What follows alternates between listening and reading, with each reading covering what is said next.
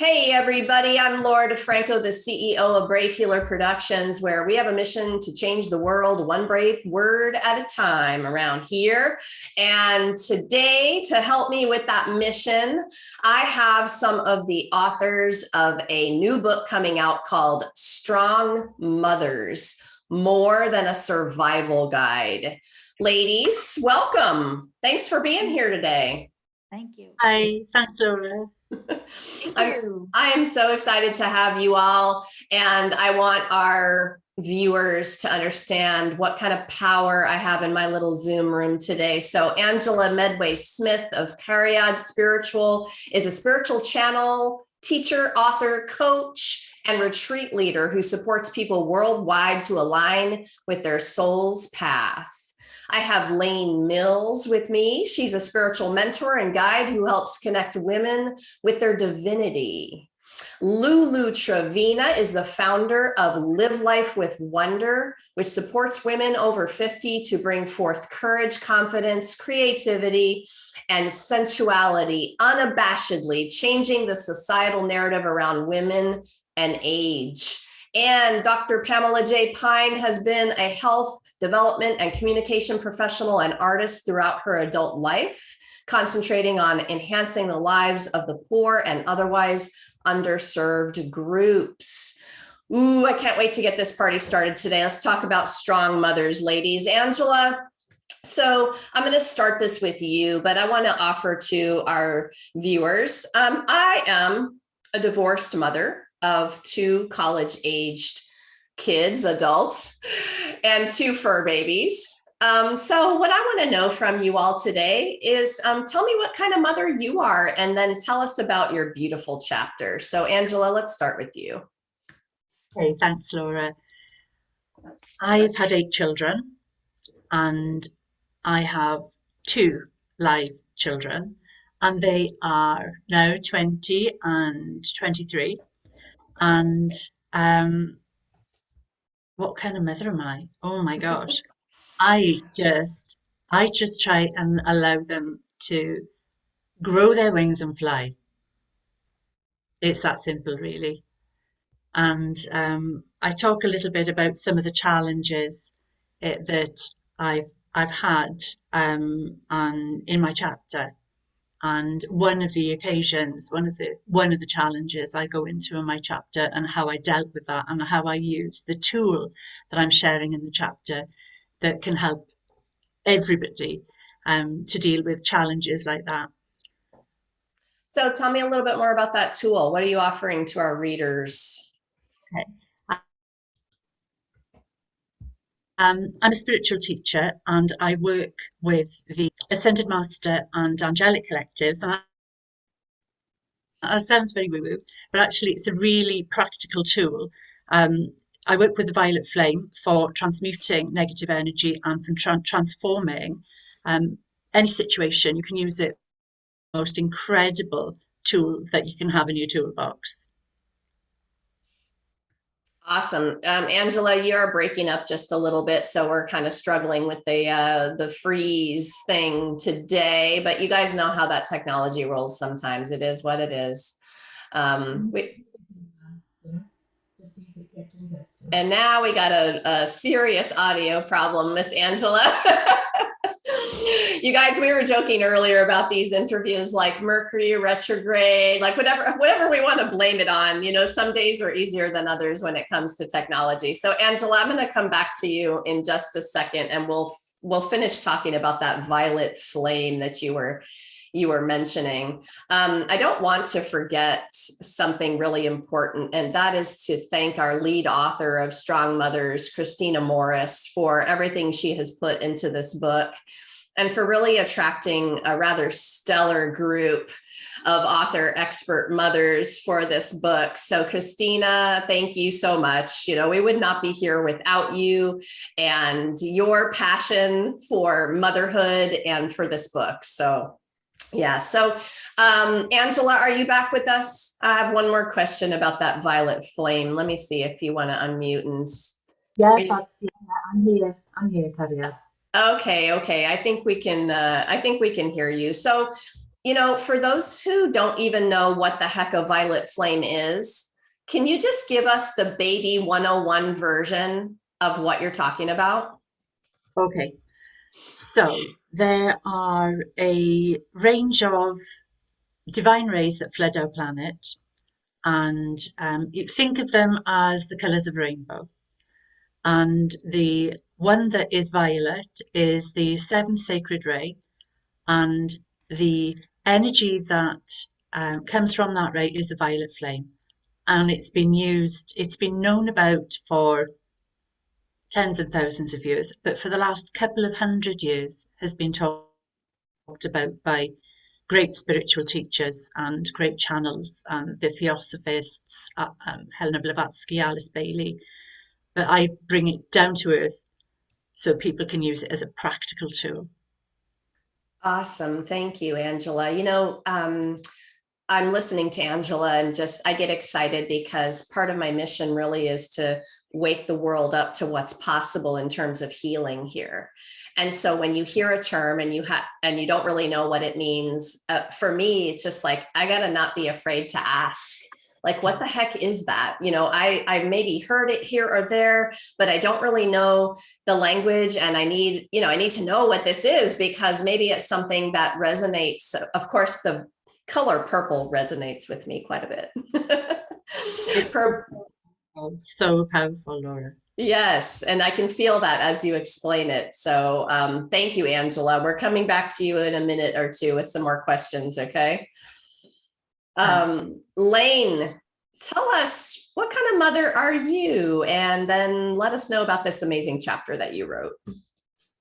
Good morning. I am a mother of 3 young boys, 3 very active, healthy young boys that are my chaos. And I am the mother that tries to be that calm eye in the storm, to let them bounce around and explore their world so that I can always be that safe center place.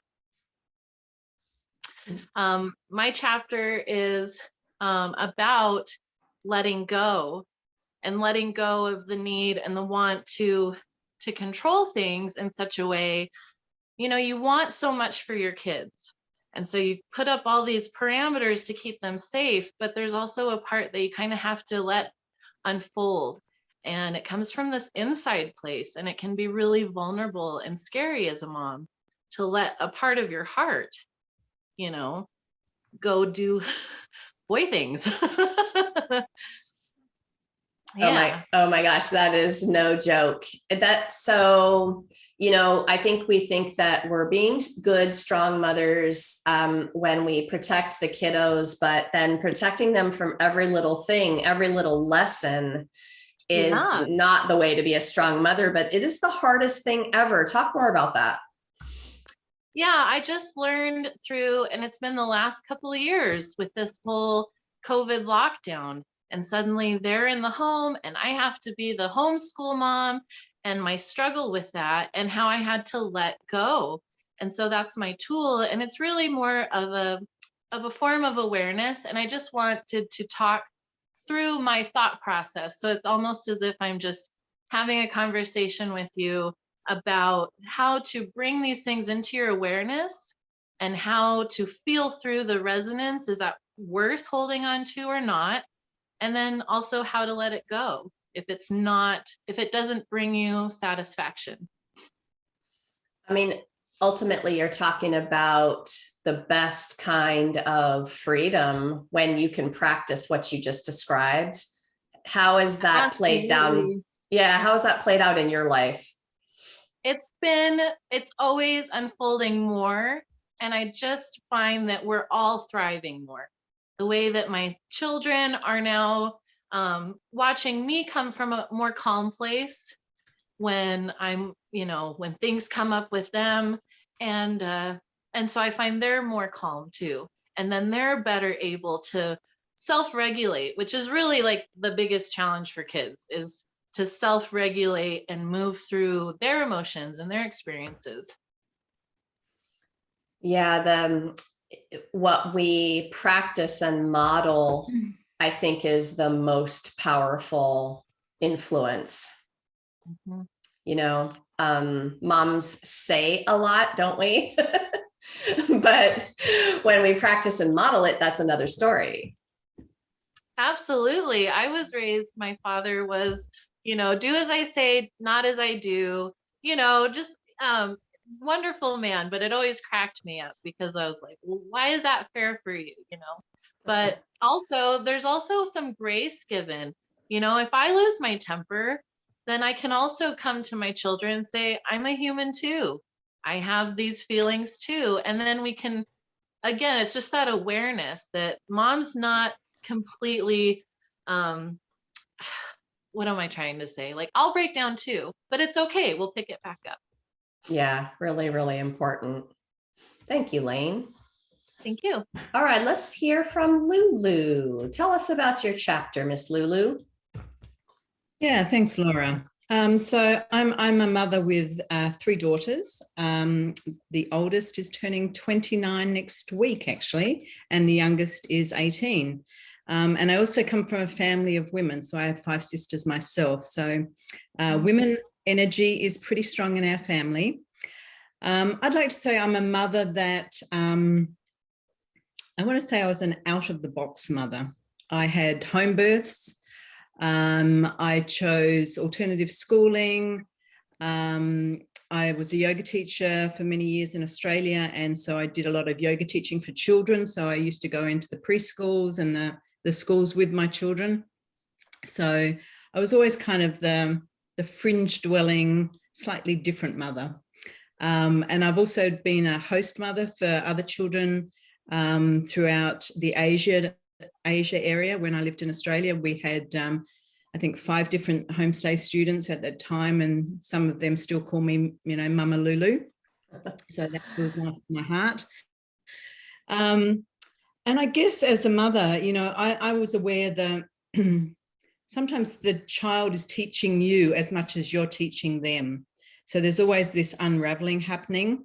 And because I do like to do my own personal work and my own healing work, also the generational part of the healing work, because lots tends to be handed down without our knowledge, and then we're kind of dealing with these things we're not really aware of. So I'm that sort of mum that wants to unravel things and also allow each of my children to be an individual. In some ways, when you look at your children, it seems like they were parented differently because they are different people. And so in some ways we do parent them slightly differently. My chapter I wrote is chapter 11, and it's called Lotus Birth, Cord of Connection, Rejoicing in Your Womb Power for Lasting Vitality and Pleasure. I actually wrote all my birth stories at different times for my daughters because I was a home birth mum, and we had an organisation that you shared your stories. So I wrote for publications in Australia. So this is my last child, who's now turning 18, and her birth was a lotus birth. So I wanted to share that information of, these different things that are open to us as birthing women, and, how we need to advocate for ourselves. So you'll read my chapter.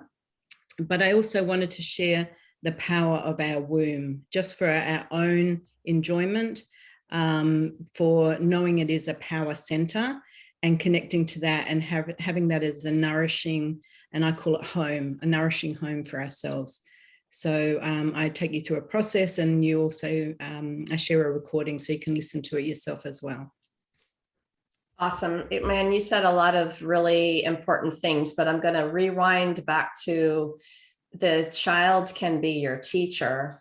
That is just some badass awareness to move into your relationship with your children, knowing that they have wisdom also, no matter what age they are at. Will you talk about that a little bit more, like how that went down with you and your daughters? I remember one specific day, one of my children had this kind of tantrumy thing on the floor, and kicking and screaming, and so I just got down next to the child and did the same thing. And so it wasn't in a matter of shaming or degrading. It was like, I wonder how this feels. And it was a really good, like, I feel like I never got to do that as a child. So it was good for me. And then, you know, looking across at my daughter on the floor, we actually started laughing. It was like, oh, we see we need to move our energy. So it was a good awareness of when things are happening for children, there is always something underneath what's happening. And we can look at them and think, oh my goodness, we've got to stop that. But that's not what we have to do. We need to understand that. So if we can understand how that would feel, you know, that was, you know, a good little example for me. So I was always looking for places where, what do I need to learn here? Yeah. I love that. I love that awareness. Essentially, all of you are offering such gifts of awareness in your chapters. And I thank all of you for that. Thank you, Lulu. So Dr. Pamela J. Pine is up next. Tell us a little bit about your motherhood journey and this amazing chapter that you wrote. It's been a really interesting journey. I always knew I wanted to be a mom, and I found myself in my mid to late 30s with a partner who couldn't get on board with parenthood. And I was getting really scared because I really wanted kids. So I helped him out the door, at least temporarily, and I went to a sperm bank. And so my daughter is the result of whoever a kind gentleman provided me with his sperm. And she's 27 right now. And I wanted at least 2 kids. My second child I adopted from Russia, and he's 23, big strapping Russian guy now. He was a little itty bitty tiny thing when I went to pick him up in Krasnodar, which is south of Moscow. My daughter at this point, which is just a kind of cool side story, has 40 half siblings that we know of currently. And we get together with them. And this is huge family. They all, most of them look quite a bit alike. So it's really interesting. My kids, both my son and my daughter, 2 years ago on my birthday, gave me one of the highest compliments that I think I have received. And that is what they said to me was that they turned to me and said, "You are the strongest person we know." That's a huge compliment because I'm not always the calm at the eye of the storm. Sometimes I'm pretty tough. And my son was tough to bring up. He was really hard. He was all boy, but he was also the kind of energy that came from him was just enormous, and trying to keep up with that was tough.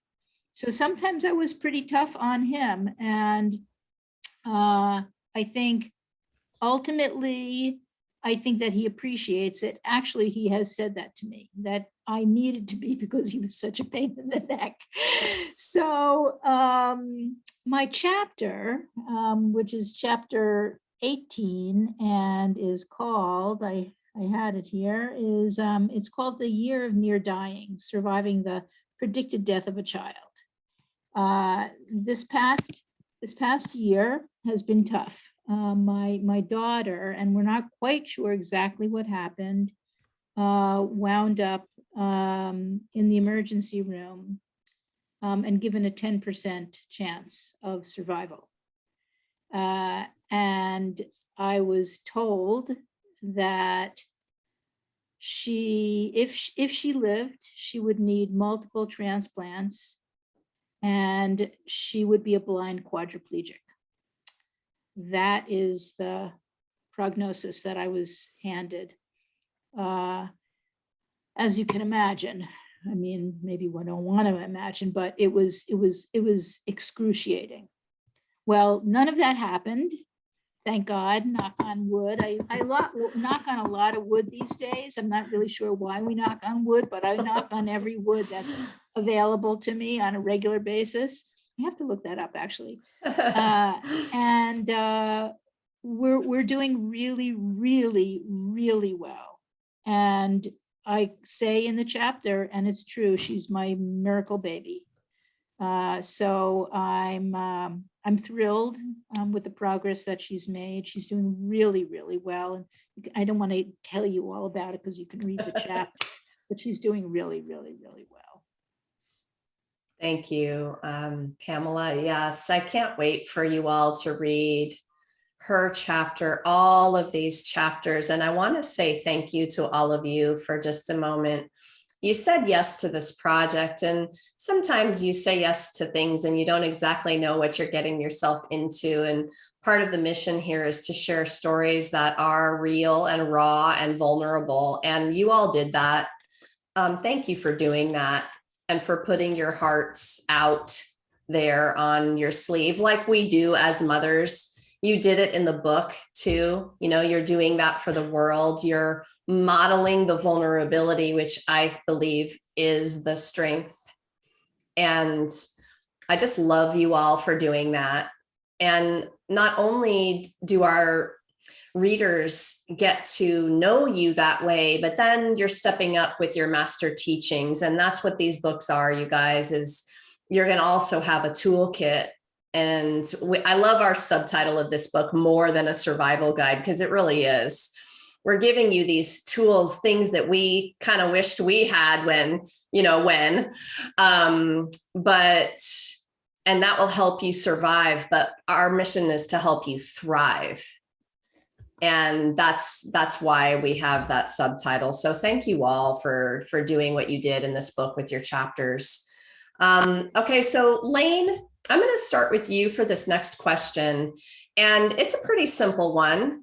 What does it mean to you to show up in the world as a strong mother? Well, that's a simple question, but a big one. I love it. It means that I get to experience this aspect of being a human and a woman. I always wanted to be a mom as well, and to watch them grow and thrive and to learn from them. And it's just such a treat, even in those icky spaces, when I get to figure out the whys and the hows and just come out of it and go, wow, you know, this is amazing. I love what you just said. I'm writing it down. It's such a treat, even in the icky places, right? To be a mom. That's awesome. That is some badass awareness, because I think all of you understand and you practice this, that the icky stuff is their opportunities. So when we're aware, we've got the choice, right, to learn, or we can be grumpy about it. But learning is so much more fun, you know? Thank you for that answer, Lane. So Lulu, how about you? What does it mean to show up in the world as a strong mother? I would say it means to know yourself and know your limitations. Is also, know your strengths. And, every stage of being a parent is like a new stage, like every stage of a child is being a new stage of a child. So, we haven't parented the 8-year-old, we haven't parented the 16-year-old until we get there. So, staying in the openness of the experience. And, I'd like to say that prior to children, and I also did want children very, very much so, I thought I had a certain view of life, and then you have children, and then there's, my goodness, the mind gets blown, is how I felt. And also the depth of love that I didn't know was in me was what came out. Like I felt I was a very, loving person, and I had loving connections with people and my husband, but it was like this new sort of love, just emerged, which was just, yeah, beautiful. So, I feel blessed to be a mum. I just truly feel blessed to be a mum. Yeah. I love that. I love listening to, if you discover a new depth of love, oh my goodness. I mean, isn't that what life is about? That's wonderful. Thank you, Lulu. Pamela, what's your version of this? What's it mean to be in the world as a strong mother? I think that it gave me, personally speaking, I think it gave me, and I knew it would, a whole nother definition of myself. A friend of mine, a woman, before I had kids, asked me why I was so hell-bent on wanting kids, because she didn't want them at all. And what I said to her is that I believed, and this came to pass, that you get to see the world through a child's eyes again. Mm-hmm. And you get to experience the wonder and the amazement, not only through another person, but with them as well. And that connectedness, that connectiveness is always what I've been after, I think, my entire life, as a child, as an adolescent, and as an adult. I'm looking for that with my friends and my family, but with my kids, it was delivered. Here's this being, and I am connected. Period. It's there. And then I got to be connected in various types of ways throughout their lives thus far, and I hope that continues. I'm close with my kids, even with my son, who, by the way, is also doing really, really well. And I love the fact that my daughter is a friend. She really is a friend, and I feel that way about my son as well. So it's that connectivity that's critical to me in my life, and I get to experience that, and I've gotten to experience that because of their presence. I love that. Thank you.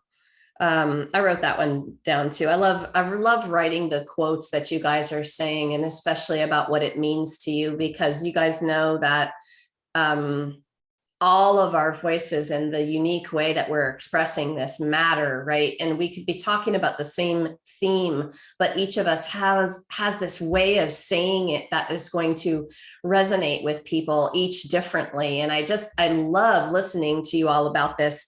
You get to see the world through the child's eyes again, through them and with them. How cool is that? What a gift that is to a mom, to a parent, if you choose to look at it that way, right? And it's all about that choice, again, the awareness. So, okay, Angela, tell us what it means to you to be in the world as a strong mother. First of all, I just want to say how much of a privilege it is to be a mother. That's the first thing.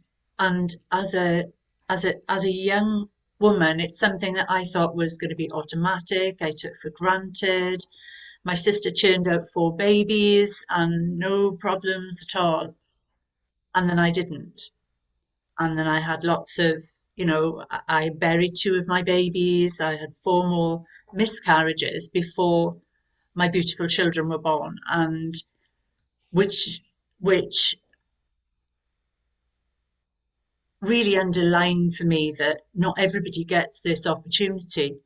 And I'm just, there's a strength in just, I think you've got to be strong to want to have that child in the first place, because of what it really means. It is a privilege. I can't say it loud enough. It's such a privilege to be the nurturer of another human. There's there's nothing like it. There is absolutely nothing like it. And when my kids did come along then, my son was, well, I mean, they were both miracle babies, but my daughter was really, really challenged. But the strong mother part, I think, for me came from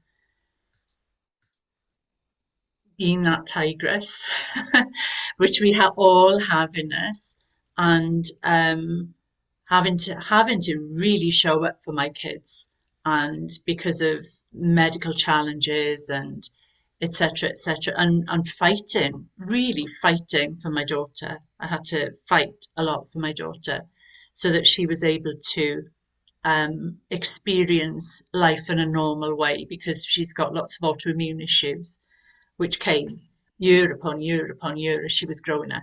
I mean, I don't go into that. 2 days old, she nearly died, and then 6 weeks old, she nearly died, and then at 2, she nearly died, and then it keeps going on and on through our life, and it was a kind of repetitive thing that so yeah. So being a strong mum for me is about embodying that safe place, embodying that harbour in a storm, that ally. No matter what you do, you are safe, you are loved, you are part of me. But again, not being afraid to discipline as well. I also had a very lively son, and who I allowed to climb that 50-foot tree. And even though I'm sat at the bottom going, oh my God, I'm gonna have I'm gonna have to get the fire engine out here in a minute with the ladders to get him down. Please come down, please come down. All of these challenges are strengths. We have daily challenges that present us, that we're presented at, where we've got to show up to be strong. So yeah, I was the one in the tree. It was me and my sister, and I was the one in the tree. So I guess I was a little bit of a tomboy. I climbed the tree too, but Yes. literally Matthew he was like a monkey. He was gone. He was gone. And it was like I was there, just me and the kids, and this one day, and my husband works for the fire service, so I thought, oh my God, he's going to be so embarrassed. I'm going to have to get the engine out and the ladder to get him down. But no, he was safe. It was just like prayers at the bottom. Come down, I can't look at you. So all of you have been sharing these wonderful moments of awareness. So we've talked a lot about awareness today. I really believe that we show up in the world as a strong mother when we have that practice and discipline of awareness. And that looks very different for everybody. And everyone's practice looks a little bit differently. Lulu, I'm going to start with you for this one. We all practice that awareness and that feeling practice differently. What's yours look like on the day-to-day? Just give us a little window into your practice. So I'm definitely a meditator, and as I said, I had a background in as a yoga teacher. So,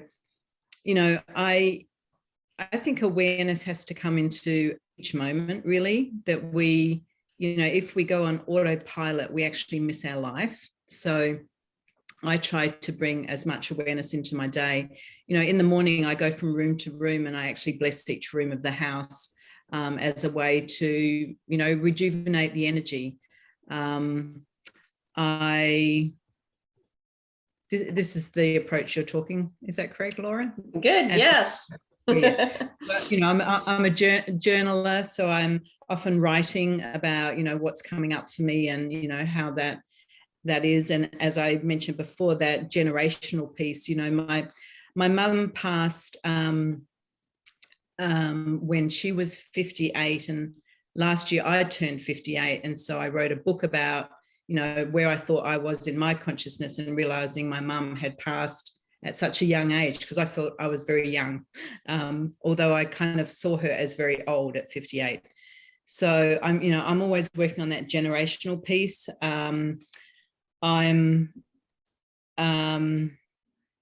I'm just aware of, looking for balance and beauty a lot in my life. We tend to, in society, do this rush thing all too much. And definitely the last couple of years has taught us a lot about who we've been in the world. So, savoring those moments, looking for the deliciousness in places that you probably haven't before. When I cook, I'm usually humming. It's a very connected, embodied way of putting goodness into the food. So that's just a few of my practices. Awesome ones at that. All right, so let's hear about some more of these. Pamela, how about you? What does the awareness practice look like on the day-to-day for you?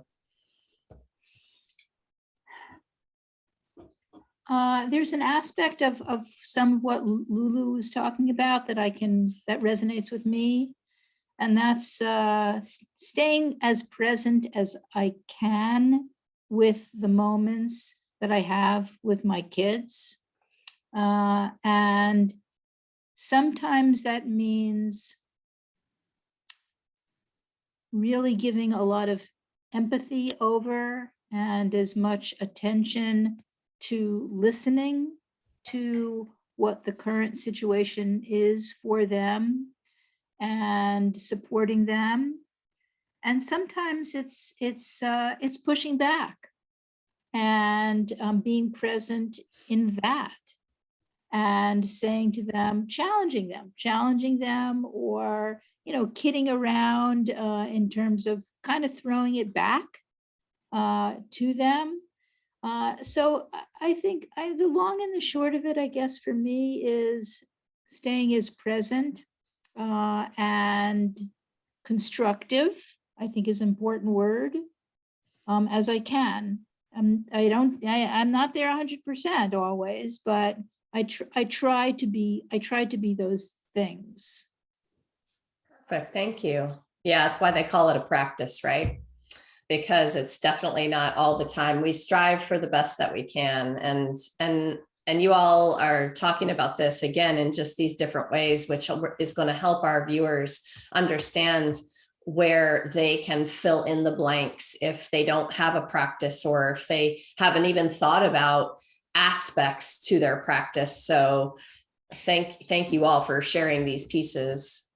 I'll add one other thing, actually, Laura, and that is that something that a friend of mine commented on one time was the fact that if I have an argument or a fight with my kids, I will always end the day with "I love you." And even my 23-year-old son, because boys don't usually talk this way, will tell me on a regular basis, "I love you." And I'm really, really happy that I was able to impart those 3 words for their use on a regular basis. Yes, definitely. Awesome, Pam. Angela, how about you for this one? And you have an extensive awareness and care practice, right? Filled with lots of things. What do you think is one of the foundational pieces for you on the day-to-day? It's about listening, and in particularly for myself, it's about listening and seeing what's needed for the day and what each individual needs. So, if I'm talking about my husband, it might be one thing. If it's talking about the kids, it would be another thing. But the fundamental thing, the way I approach things, is that I listen first and make no judgment, and then I just feel it out and see what they need to know about what they've said or the challenges that they're having, and help them look at things from a different perspective and widen their view. So yeah, I think that's it in terms of the way I approach things with my friends and family, and I suppose my clients as well, because I have spirit coming in as well with little bits of guidance from time to time as well. So my daughters, for example, now, so my son or my daughter will tell me something, and I'll have a voice in my ear saying, they're not telling you everything, you know. They haven't told you about this, this, and this. And then I sit back and I say, oh, well, what about? Hmm. And they're like, oh, how do you know? Well, I'm clairvoyant, I'm psychic. I know these things. I've got spirit telling me. So they haven't got away with anything, my kids, at all. That's awesome. I've caught myself saying I know things to my kids when they say, how do you know? How do you know? I know things. Just that's all I'm going to say today about that.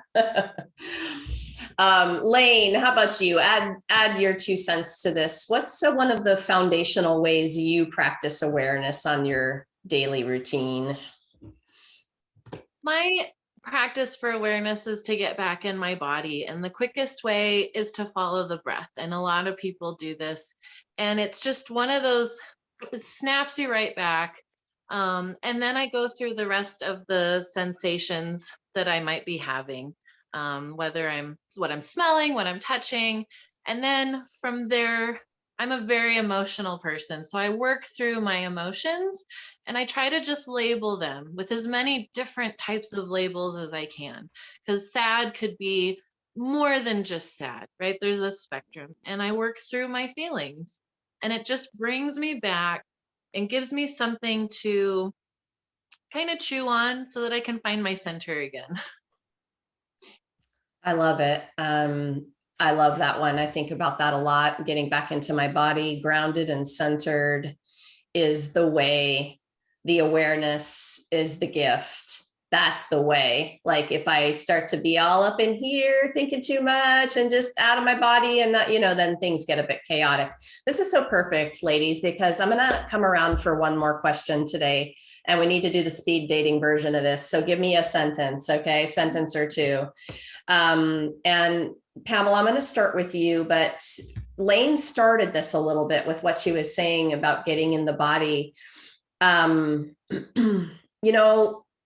Parenthood, we could talk about being a strong mother. We could talk about being a strong person. I think a lot of the times it is what is happening in your mind and your ability to observe that. And then what? And what I want you all to comment on today is, we have these viewers and they're watching and they're, you guys are giving them amazing nuggets, but it might be a really bad day for them today or this week or this month. They might still feel kind of stuck with whatever is going on in their life, whether it be with the kids or the job or whatever. So how do you get out of that place that's keeping you there? Give us one simple tool for our listeners today. Pamela, what would yours be?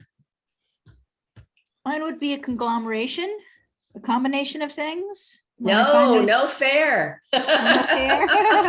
Well, one thing. I know you guys crack me up. Okay, one thing. I find that movement outside. Yes. Movement outside really, really takes me out of myself, centers myself, focuses myself, and helps heal both the heart and the brain. Outside movement. That was a perfect answer, Pamela. And I was totally joking with you because everyone here could say their 30 things. Like we all have a million things. So what I want our viewers to understand is one simple step today, one stepping stone, just moving outside, taking a walk outside, like Pamela was saying, that can shift the energy. That can shift the energy in the moment from being completely chaotic, feeling like you can't get through your day, to something that feels a lot better than that. So that's why I was trying to challenge you all. Give me one, okay? So Angela, what's yours? Okay, so I've had a practice that I've done for 35 years. I've given most of my students, clients, and this, you'll have heard this before, Laura. So this is the rainbow waterfall. It is about clearing your energy, bringing in fresh energy, putting up a cloak of protection. And there's a free meditation on my website if people want to head over there. The rainbow waterfall. Yes. Give me more of that. That's awesome, Angela. Thank you so much. Okay, Lane, what's your one thing that you want them to do? Mine is to find the song that makes you just want to belt it out, sing along with it. And that just changes everything. Yes, I so agree with you on that one. That can be an instant energy shifter, maybe with a little booty wiggling, right? Like, yeah. Thank you, Lane. Lulu, you are going to close us out today. What is your one thing you want people to try for this? Well, I liked what Lane said, but I also, like what Pamela and Angela said. I always like to have my bare feet on the earth. And I know if you live up north and it's snowing, that's not a great idea. But if you can get your bare feet on the earth is great. If not, the blaring music, put your high heels on and then get your Swiffer and dust with high heels on and great music. Oh my goodness. I think yes, I haven't tried that combo yet. I love it. Lulu, you're awesome. I don't like wearing high heels, but around the house, it works.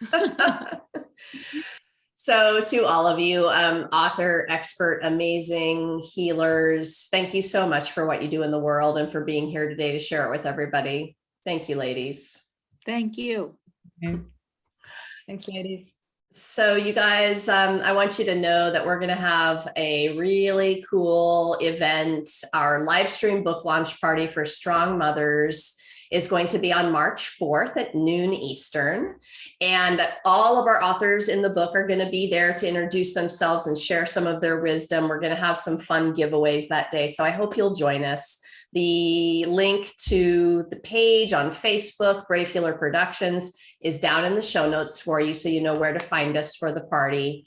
And maybe you're listening to these amazing, powerful women today, and something they said just sparked you a little bit. Well, go on down into the notes and find their websites. They're all down there hooked up for you. They are very generously here for that next step for you. Maybe you have a question or you need some support or something they said just turned you on and you want to connect and explore further. So please do that. They are all there with their information. And of course, if you're listening to this after March 4th, well, that means Strong Mothers is out on Amazon. So you need to go get your copy. And lastly, today, everybody remember, your words change the world when you're brave enough to share them. It's time to be brave. See you next time, everyone. Bye, ladies.